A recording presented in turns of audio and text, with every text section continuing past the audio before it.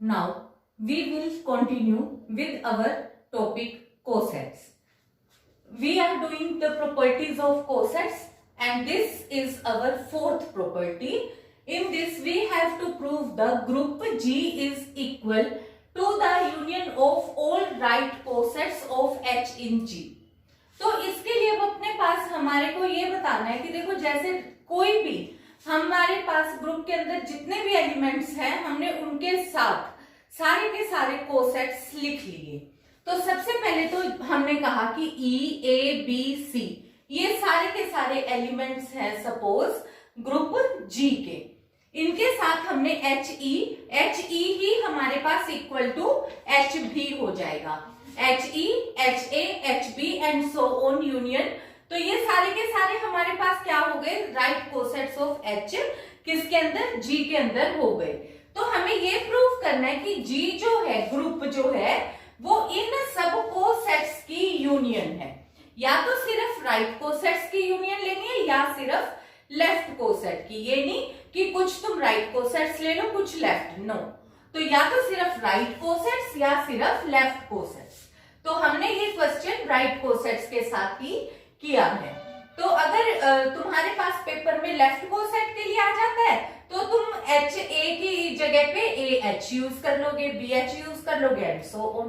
तो अब हमारे को ये प्रूव करना है कि G इनकी यूनियन के बराबर है। तो हम क्या प्रूव करेंगे, हम दो केसेस लेंगे। कैसे, एक तो हम यहाँ पे प्रूव करेंगे कि G कंटेन करता है यूनियन के अंदर, एक हम प्रूव करेंगे यूनियन कंटेन करती है G के अंदर। ये दो केसेस हमें करने पड़ेंगे तभी हमारे पास ये रिजल्ट इक्वल बन पाएगा। तो सबसे पहले हमने कोई एक एलिमेंट लिया X जो कि ग्रुप G का एलिमेंट हमने कंसीडर किया है। और अगर हमने X ग्रुप G का लिया हुआ है तो हम अब कोशिश करेंगे कि X को इन सब में से किसी एक की यूनियन के एलिमेंट की शो कर दे, क्योंकि अगर किसी भी एक कोसेट के अंदर है तो यूनियन के अंदर तो ऑटोमेटिकली हो जाएगा। तो फिर अपने पास अब यहां से क्या है, तो हमने ले लिया कि HX is a right coset of H in G, क्योंकि X G के अंदर है तो HX क्या हो गया, एक कोसेट हो गया, राइट कोसेट। क्योंकि H हमारे पास ग्रुप है G का और हमने E एलिमेंट लिया हुआ G के अंदर है, तो E जो एलिमेंट है हमें पता है कि ग्रुप की और सब ग्रुप की आइडेंटिटी एलिमेंट सेम होती है, तो E ही H की भी आइडेंटिटी एलिमेंट होगा। तो यानी कि जो E एलिमेंट है ये G के अंदर भी है, H के अंदर भी है। तो अब मैंने क्या ले लिया, H के अंदर का एलिमेंट E कंसीडर कर लिया और X के G के अंदर का X, ठीक है। तो ये क्या हो गया, EX किसके अंदर का एलिमेंट हो गया, EX बिलोंग्स टू HX। तो यानी कि जो ये एलिमेंट था मेरे पास X जो मैं G के अंदर लेकर चली थी वो मेरा किसी एक राइट कोसेट के अंदर जरूर है। अगर एक कोसेट के अंदर है तो वो इसकी यूनियन के अंदर भी होगा। इसमें तुम यहाँ पे यूनियन ये and so on union HX union ऐसे करके भी शो कर सकते हो, ठीक है।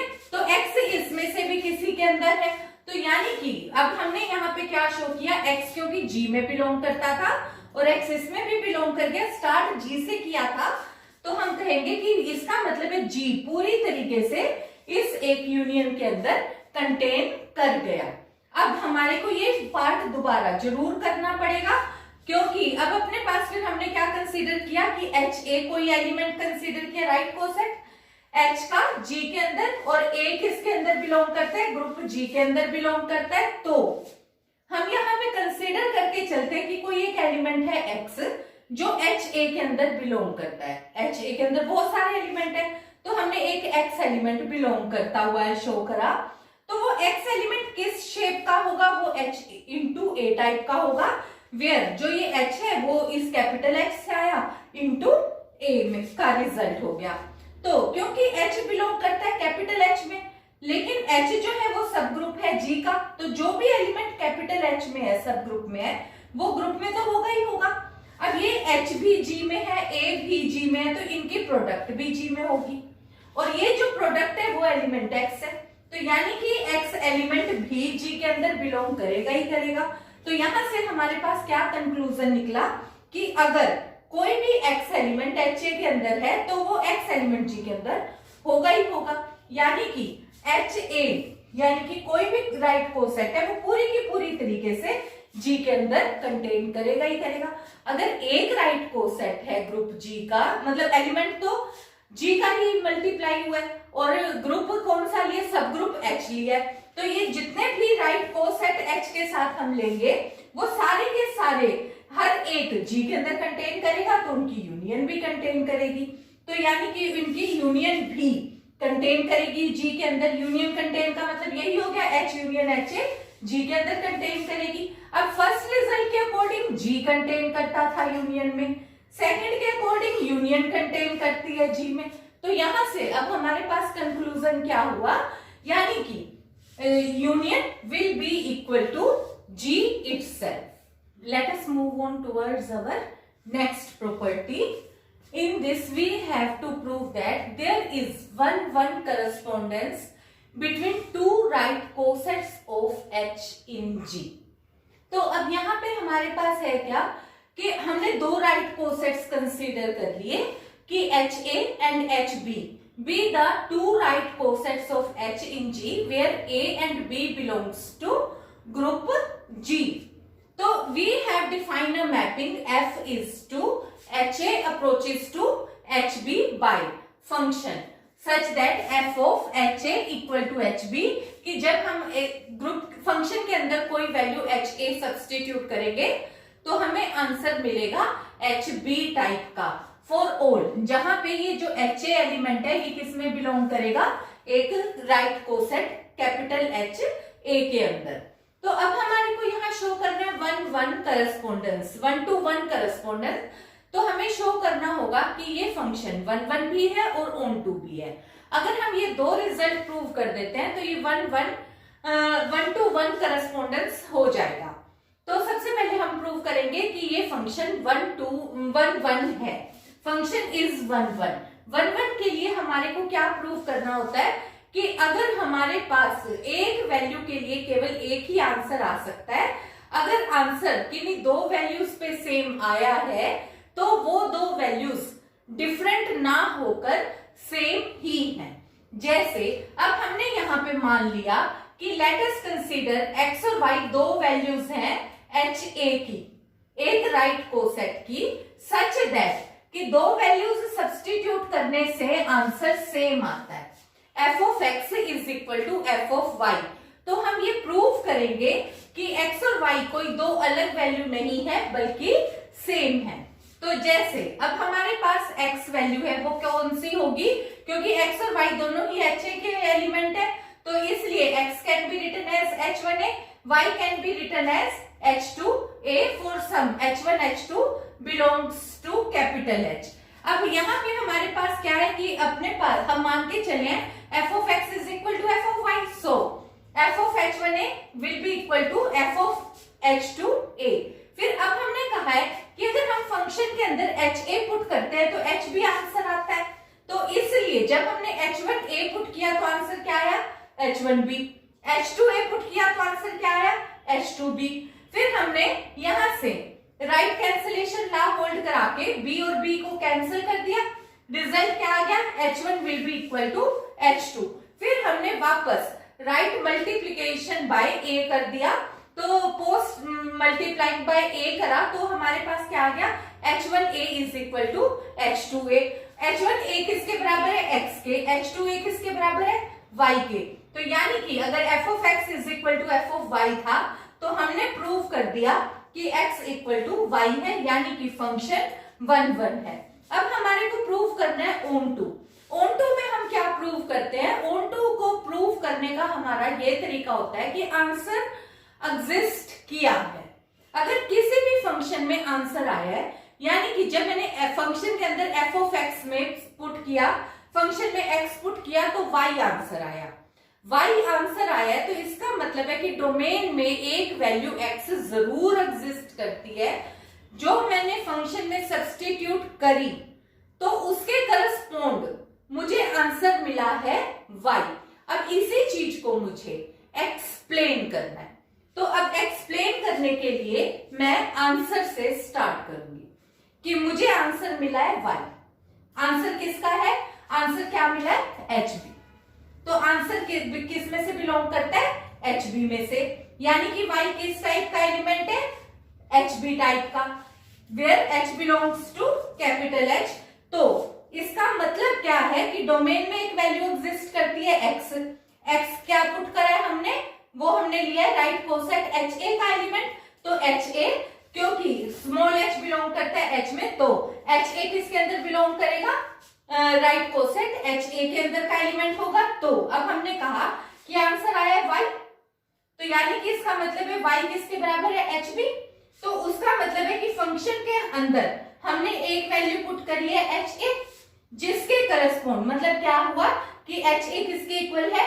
fx। यानी कि फंक्शन के अंदर हमने एक वैल्यू पुट करी है x, तभी हमारे पास आंसर आ सकता है y, अदरवाइज आंसर आ ही नहीं सकता। तो इसका मतलब यहाँ पे हमारे पास क्या हो गया? f is onto. Onto वाला रिजल्ट ज्यादातर हम सिर्फ एक्सप्लेन ज्यादा करते हैं, प्रूव नहीं करते। प्रूव मतलब जो चीज दी हुई होती है उसको हम अपने वर्ड्स में उसी चीज को एक्सप्लेन करते हैं कि ऐसा हुआ क्यों, क्योंकि आंसर कभी भी बगैर वैल्यू के एग्जिस्ट नहीं कर सकता। तो यहाँ पे वैल्यू अपने पास हुई, इसका मतलब हमने क्या प्रूव कर दिया कि फंक्शन 1 भी है और फंक्शन ऑन टू भी है। तो इसका मतलब हमारे पास हो गया कि दो राइट कोसेट्स के अंदर 1-to-1 करस्पॉन्डेंस है। Now in this property we will show that there is 1-to-1 correspondence between the set of left cosets of H in G and the set of right cosets of H in G। तो इसके लिए अब हमने क्या consider किया? अब हमने L और M दो सेट्स कंसीडर किए। एक हमने L को रिस्पेक्टिवली भी द लेफ्ट कोसेट्स और M को हमने राइट कोसेट्स का कंसीडर कर लिया। तो L हमने क्या कंसीडर किया? AH where A belongs to G, और इसी तरीके से M को हमने HA शो किया where A belongs to G। तो एक लेफ्ट कोसेट्स का सेट हो गया, एक राइट कोसेट्स का सेट हो गया। अब हमें इनके बीच में 1-to-1 करस्पॉन्डेंस शो करनी है, यानी कि हमने F is to L approaches to M इस वाली मैपिंग को 1-1 एंड ऑन टू शो करना है। तो हमने एक मैपिंग डिफाइन करी। तो हमने एक मैपिंग जब डिफाइन करी है तो लेफ्ट से राइट में हमने शो करी है। तो मैंने F के अंदर फंक्शन के अंदर पुट किया AH, यानी कि लेफ्ट कोसेट की वैल्यू, और आंसर लिखी राइट कोसेट में यानी कि HA इनवर्स की वैल्यू। अब देखो अभी मैंने लास्ट प्रॉपर्टी में 1-1 करस्पॉन्डेंस बिटवीन क्या शो करा था? 2 लेफ्ट कोसेट्स या 2 राइट कोसेट्स। अब मैं क्या कर रही हूं? एक लेफ्ट कोसेट है का सेट्स है और एक राइट कोसेट का सेट है, उनके बीच का 1-1। तो मुझे अब ये शो करना पड़ेगा कि ये जो मैंने बात कही है वो ठीक भी है या नहीं है, यानी कि मैपिंग वेल डिफाइंड है या नहीं है। तो इसके लिए अब मैंने क्या एक्सप्लेन किया, क्योंकि A एलिमेंट है वो ग्रुप का है और ग्रुप के अंदर इनवर्स भी एग्जिस्ट करता है, तो A इनवर्स G के अंदर बिलोंग करेगा ही करेगा। तो इसका मतलब है कि अगर कोई भी AH बिलोंग करेगा राइट को लेफ्ट कोसेट, तो HA इनवर्स कोई ना कोई एक राइट कोसेट होगा ही होगा। तो हेंस HA इनवर्स M के अंदर एक जरूर बिलोंग करेगा, और इसका मतलब क्या हो गया, यानी कि L से M के बीच मैपिंग डिफाइन हो सकती है। तो फिर अब हमने यहाँ पे जो मैपिंग को वेल डिफाइंड प्रूव करने के लिए क्या ले लिया कि हम मान लेते हैं कि A और B दो एलिमेंट्स है किसी एक ग्रुप G के, such that AH is equal to BH, कि कोई दो लेफ्ट कोसेट्स इक्वल आ गए। अगर कोई दो लेफ्ट कोसेट्स किसी दो वैल्यू के लिए सेम आए हैं तो हम कहेंगे कि उन सेम के लिए राइट कोसेट्स भी इक्वल होंगे। तो इसके लिए अब हमने क्या कहा कि ये केवल और केवल तब पॉसिबल है कि अगर, अब यहां से मैंने क्या वैल्यू कंसीडर कर ली, अब मैंने देखो पोस्ट यहाँ पे अगर मैं pre multiplied by A inverse कर दूंगी तो A इनवर्स A क्या हो जाएगा? आइडेंटिटी, यानी कि H, और यहाँ हो जाएगा A इनवर्स B। तो यहां से वैल्यू मेरे पास क्या आ गई?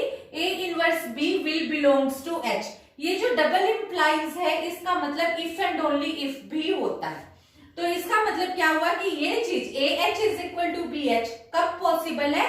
If and only if A inverse B belongs to H। तो यहां से फिर अब मैंने क्या किया, यानी कि यहाँ H मल्टीप्लाई किया इक्वल टू H। ये केवल तभी पॉसिबल है if H A inverse B is equal to H। और इससे मेरे पास अब यहाँ पे क्या हो गया, अब मैंने post multiplying by B inverse कर दिया, B इनवर्स किया तो ये आइडेंटिटी बन गया और यहां से वैल्यू क्या आ गई, H A inverse will be equal to H B inverse. यानी कि जिस दो वैल्यू के लिए मेरे पास लेफ्ट कोसेट्स इक्वल थे उन दो के लिए मेरे पास राइट कोसेट्स भी बिल्कुल इक्वल आ गए। अब ये इसका मतलब जो मैंने मैपिंग डिफाइन करी है वो मेरी मैपिंग वेल डिफाइंड है। और ये अगर मैं इसी स्टेप को बैक में रिवर्स में चल पड़ती हूँ तो यही कंडीशन मेरी 1-1 की भी प्रूव हो जाती है। तो अब मुझे अब प्रूव करना क्या रह गया, ऑन टू का जैसे मैंने तुम्हें लास्ट में भी बताया था कि अब इसमें हमें सिर्फ एक्सप्लेन करना होता है। एक्सप्लेनेशन में हमारे पास क्या है कि देखो, क्योंकि A बिलोंग करते हैं ग्रुप के अंदर तो A इनवर्स भी बिलोंग करेगा ग्रुप के अंदर। तो अगर A इनवर्स H ये मेरे पास कौन सा है, लेफ्ट कोसेट, अगर ये लेफ्ट कोसेट L के अंदर बिलोंग करता है सच दैट कि अगर मैं F के अंदर A इनवर्स H पुट करती हूं तो मेरे पास अब क्या वैल्यू आई, अब मेरे पास यहां से रिजल्ट हो गया H, क्योंकि मेरे पास अब यहां से किसका रिजल्ट आता है, A H पुट करती हूँ तो H A इनवर्स आता है, तो इसके अकॉर्डिंग H A इनवर्स का इनवर्स आ गया, डबल इनवर्स हुआ तो ये बन गया H A। तो यहां से मेरे पास फिर वैल्यू क्या हुई कि मेरे पास हर एक F of H A inverse H के लिए एक वैल्यू H A आएगी ही आएगी। यानी कि अगर मेरे पास H A एक आंसर आया है तो इसका मतलब है कि डोमेन में एक वैल्यू, यानी कि डोमेन का मतलब क्या हुआ कि अगर M में एक वैल्यू आई है H A तो इसका मतलब है L में एक कोसेट ऐसा है A इनवर्स H, एक लेफ्ट कोसेट ऐसा एग्जिस्ट करता है जो मैं फंक्शन में सब्स्टिट्यूट करूंगी तो उसके करस्पॉन्ड मुझे एक राइट कोसेट मिल जाएगा। तो यहां से मेरे पास क्या कंक्लूजन हुआ कि F मेरे पास ऑन टू है। तो यहां से हमारे पास क्या कंक्लूजन फिर से निकला कि मैपिंग जो हमने डिफाइन करी थी L से M के बीच, मतलब लेफ्ट कोसेट से राइट कोसेट्स के बीच में जो मैपिंग थी वो 1-1 एंड ऑन टू है, यानी कि 1-to-1 करस्पॉन्डेंस एग्जिस्ट करता है। Again, in this property, we have to prove that HA inverse is equal to A inverse H, where A belongs to H. तो इसके लिए हमने क्या कंसीडर किया, पहले हमने लिया कि X इसका एलिमेंट है और हम ये शो कर देंगे कि X A इनवर्स H के अंदर भी बिलोंग करता है। सिमिलरली सेकेंडली हम यहां से लेंगे X belongs to this and prove कर देंगे इसके अंदर भी कंटेन करता है। तो पहले रिजल्ट में हमने लिया कि X बिलोंग करता है H A इनवर्स में, तो यानी कि जो ये हमने इसको मान लिया कि ये H A एलिमेंट को हमने Y कंसीडर कर लिया और X हमने कह दिया कि से X is equal to Y inverse है, वेयर Y किस में बिलोंग कर रहा है, Y belongs to H A के अंदर। अगर Y H A के अंदर बिलोंग कर रहा है तो Y किस टाइप का एलिमेंट होगा, obviously small h a type का एलिमेंट होगा, where small h belongs to subgroup H। तो जो ये x है, x क्या है, y inverse, y inverse y क्या है, h a का इनवर्स क्या हो गया, रिवर्सल लॉ के according a inverse h inverse. अब फिर से सिंस h बिलोंग करता है h के अंदर और क्योंकि फिर h इनवर्स भी h के अंदर बिलोंग करेगा क्योंकि h सब ग्रुप है तो इनवर्स भी एग्जिस्ट करता है, तो A inverse into H inverse, ये जो मल्टीप्लीकेशन है ये भी ग्रुप के अंदर होगी और ये A इनवर्स के साथ अगर मैं H इनवर्स, देखो H इनवर्स मैंने H का एलिमेंट ले लिया, A इनवर्स ग्रुप का एलिमेंट ले लिया G का, तो A इनवर्स H मेरे पास क्या चीज हो गई, ये एक लेफ्ट कोसेट टाइप भी बन गया। तो और ये वाला एलिमेंट मेरे पास कितना आ गया, यानी कि जो ये X एलिमेंट मैंने कंसीडर किया था ये वाली वैल्यू किसके अंदर बिलोंग कर गई, ये एलिमेंट मेरे पास A इनवर्स H के अंदर बिलोंग कर गया।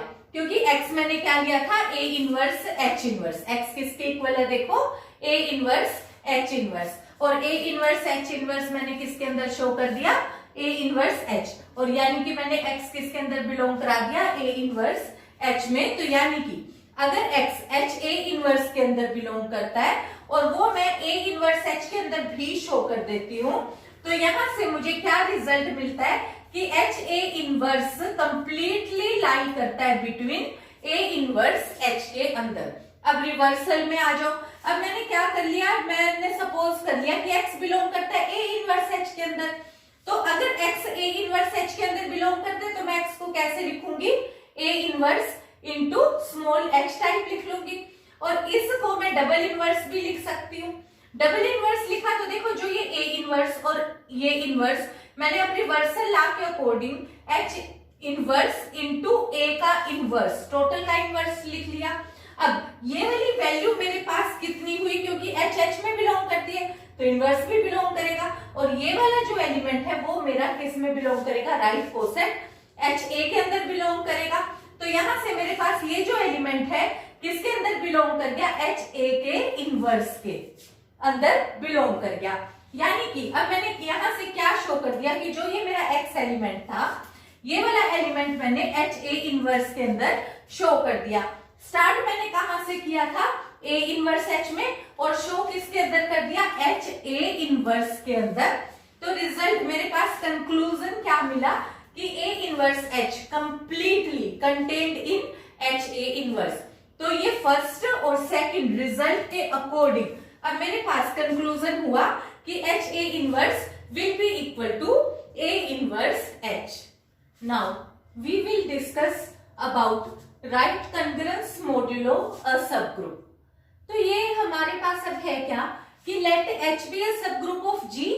Define a relation R in G as A relation B if and only if AB inverse belongs to H. तो इसको हम रिलेशन को किस तरीके से डिनोट करते हैं कि A is equivalence to B mod H if and only if AB inverse belongs to H.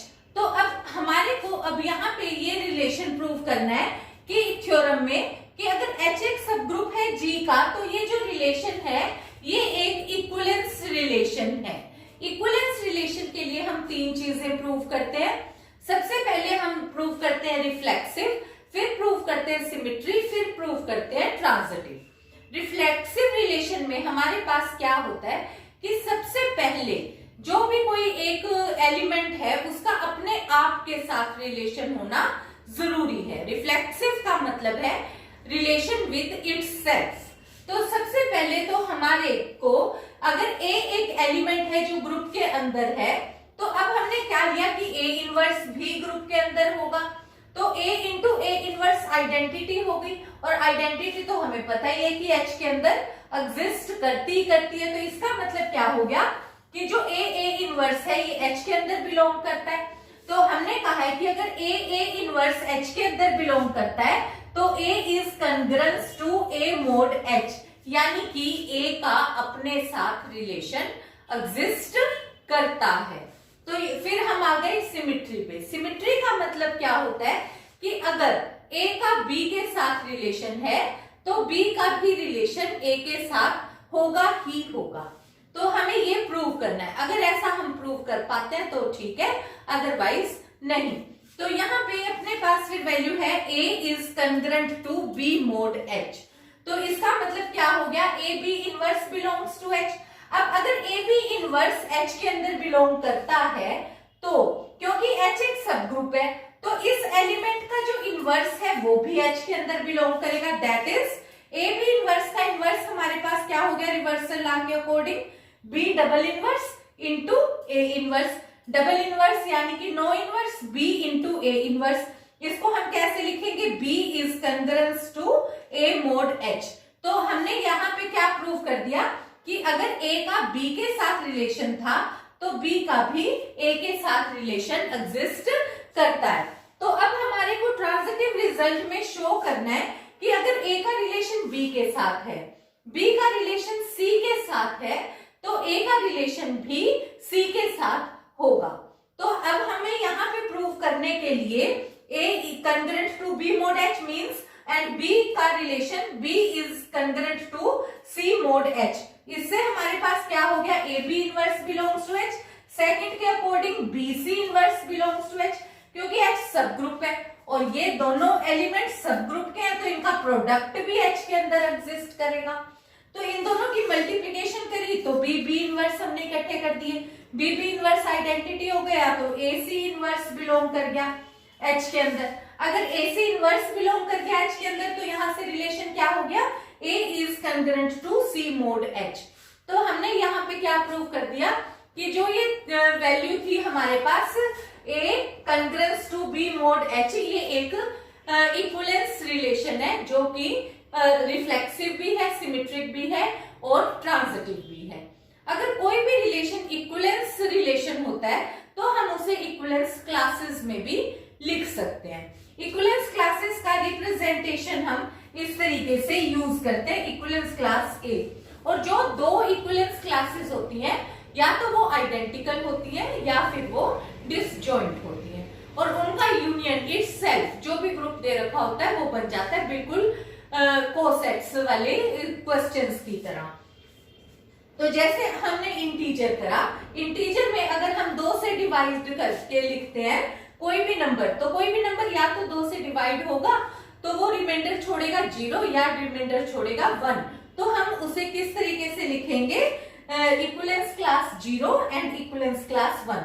ये चीज हम पहले डिस्कस कर चुके हैं ग्रुप थ्योरी के अंदर। ऐसे ही हम अगर 3 से डिवाइड करते हैं तो रिमाइंडर अपने पास कौन कौन से आते हैं, या तो 0 या 1 या 2। तो equivalence class 0, equivalence class 1, equivalence class 2 and so on. So that was all about today's lecture. Hope you all understand the topic well. Thank you.